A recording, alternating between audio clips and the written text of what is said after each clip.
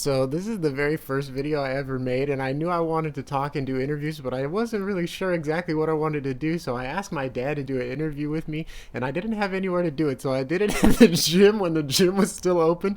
And I think it's funny. A joke that my dad pretends is he pretends that I'm not funny, or that he thinks I'm not funny. And the thing is, he's been carrying this joke 30 some years. And the more that he pretends, somehow it just gets more and more hurtful to my feelings.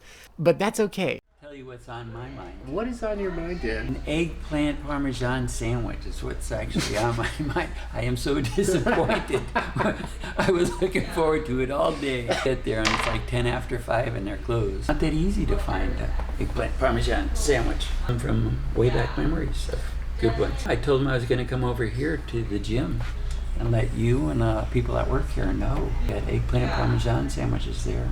I was going to ask you some questions here, Dad. On a related note. There can't be a related note because you never related. I'd like to talk about our matching tank tops. Oh. I feel like it's a pretty cool thing, and I feel like more people should match. I would have never done that. It would never even occurred to me. Let's have matching. It was a good idea. When we went to the store, he was on the phone the whole time. I picked him out. I picked both of them out. He didn't even know. And they're both the same size. It's matching, baby. They're the same. Yeah, I don't think you've ever matched willingly on purpose with me in any way. Dad, I don't think you're one of those people that usually think I'm a funny person. I have a hard time understanding. Sometimes tell you my jokes and you don't laugh. So I decided I'd look up some jokes that are specially for you. These are special. These are special dad jokes. What kind of drink can be bitter and sweet? I thought you were going to tell me a joke. It's not even close to even approaching being funny. Well, I thought you were a joke. The answer is reality. Oh, this isn't a joke. You're asking me a riddle to solve. Well, what to know? These jokes are not going to be funny. This is the best. You don't even have to read anymore. I can already tell. This is specifically for dads. Hey, Dave. Dave. I only got 2 jokes. Why do you come? Sabrina? Huh? But you guys have a moment for a quick joke? Making the joke? I'm gonna tell a joke. So there's That was a good one. Totally. it's so easy to get him to laugh. Okay, that's okay. Like, it's a very long build-up, but it's a good joke if you have a ton of The time. joke I like to tell when I'm at the line at Bank of America and you have to wait a long time, I'll turn around to the person behind me. What kind of drink can be bitter and sweet? Is it a bad joke? Like, Reality. Real. Guys, this is so good. It has been recording. Yes. It's been Yes, on for real. For real. why are 10 we minutes, recording? 23 seconds. I'm gonna just pick a couple more, Dad. Gems here. I just really got the reality one. Reality. Reality. Yeah, I got it. Why is Peter Pan always flying? Why is Peter Pan always flying? Right. That's his superpower. It just makes me think of peanut butter, right? Not a sponsor at this time. Peter Pan, peanut butter. Peter Pan always flying because he never lands. That was a good one there. Because he never He never lands. You know, if you gotta explain a joke. What state has the most streets? New York. Rhode Island. There we go. This one's pretty good. Why did the coach go to the bank? To get his quarterback. The- How do celebrities stay cool? They drink a lot. Leave Arizona. They have a lot of fans. Oh. I think they kind of went over my head. Like, we're sitting down. Describe a time when you experienced the realization that you no longer believed in something. Oh, and you no longer believe in Do you something. like spicy foods? That could be an interesting discovery. I do remember certain foods very clearly. Certain foods that maybe I had for the first time that I thought was just really memorable. First one I had was I bet I could guess it. no. What is it? I bet I could guess it. No? You didn't even let me guess. Well, guess. Well, you're putting a lot of pressure. I'm going to guess frozen banana. Close. An ice cream cone, but it was banana flavor ice cream. Take And that. I'd never had it. I mean, that's ice cream, when you go to the ice cream place, you got all those choices. You don't want to make a mistake, but you're tempted, at least I am, to try something new. Most of the time I don't.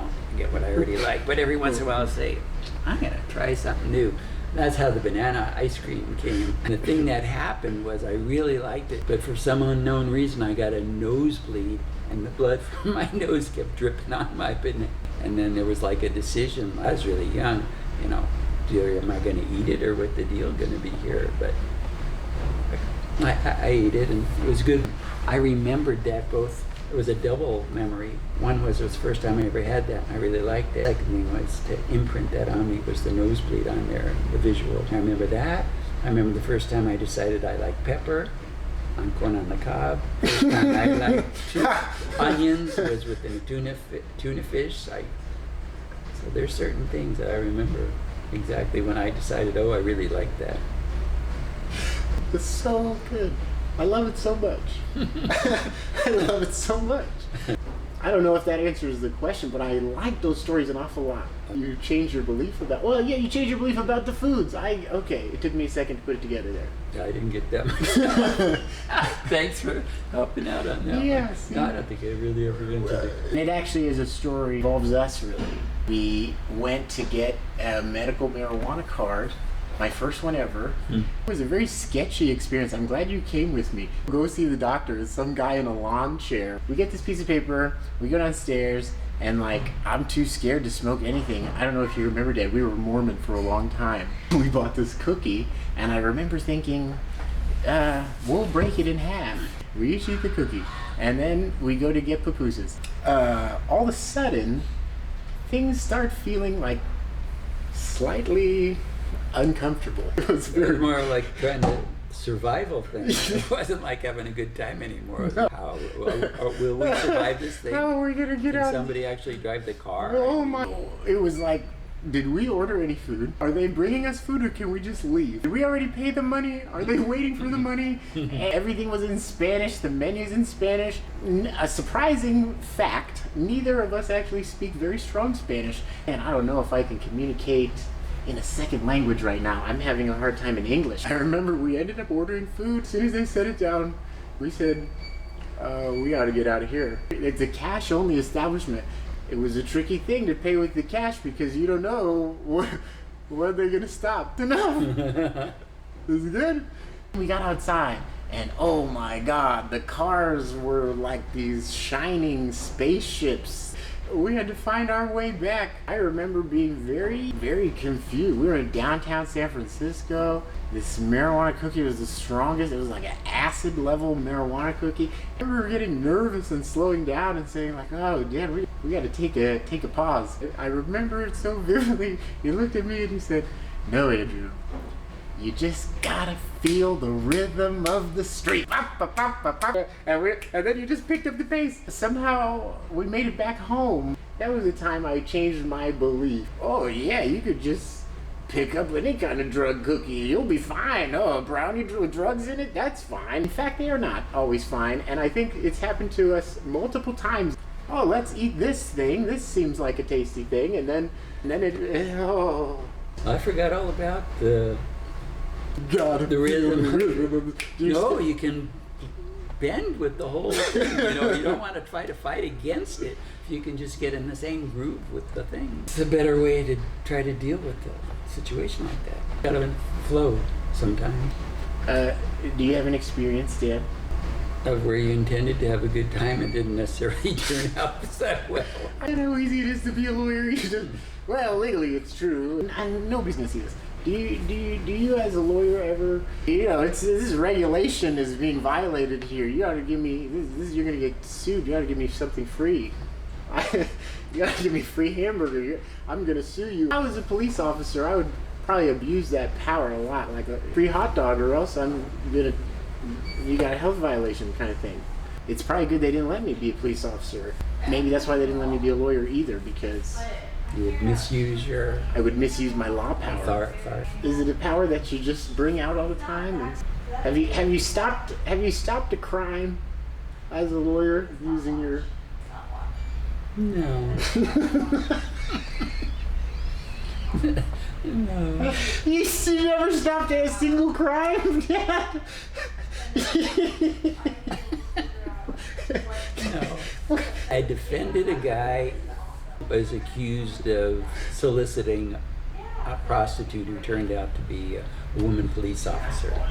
Oh. And the other crime that I defended was a lady that she was already in a wheelchair, extra money.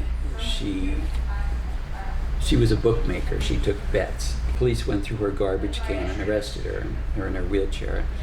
I had to appear in court and defend her. The guy that got arrested for soliciting the prostitute.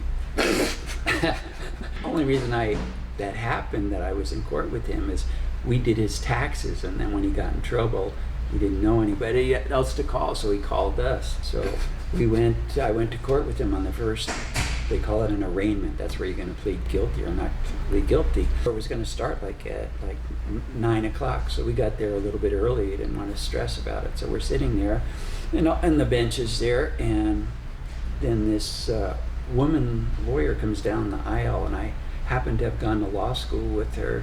So we said hello. She recognized me. She said, "What are you doing here, Bob?" And I said, "Oh, I got a client here, and it's our agreement."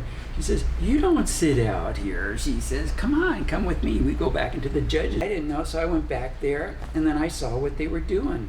I watched what the other lawyers were doing. They were saying, there's the judge there and the prosecutor there, and they're arranging, what kind of deal they're going to make for the client. And then after you make your deal, you leave and let the next person have their turn to make their deal. So I was the last one. But when it was my turn, it was a woman judge and a woman prosecutor. Your client's been accused of solicitation of a prostitute. So I said, well, under the criminal code, client has to have the intent to have sexual relations. And my client didn't have intent to have sexual relations. Had just had surgery on his penis, and he couldn't have sexual relations. Woman judge and the woman district attorney, they started laughing. At surgery, he couldn't be having sex with anybody.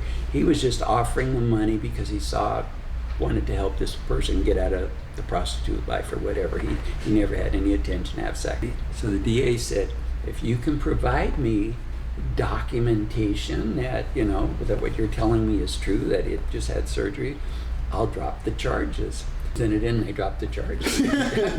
he thought I did such a great job. I mean, you did do a good job. I did.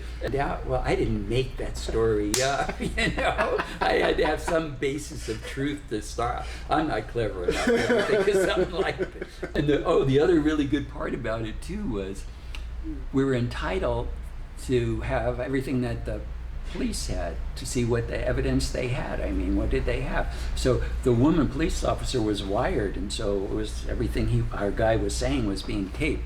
So I'm entitled to get a copy of that. Everybody else in the law office waiting for me to get back from the police station with the tape. Everybody wanted to hear our guy, Did he ever actually say, she kept saying, so you want...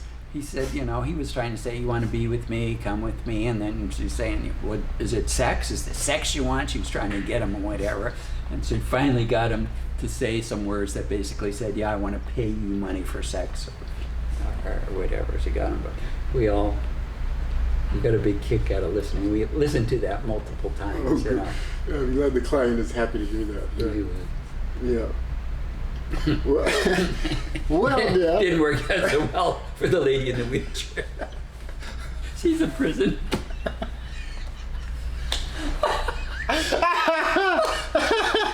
You can't win them all, Dad.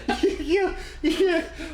But they put her in a special wing, 'cause she's in a wheelchair. Well, thanks for coming on my show, Dad. Love you, Dad. Love you too.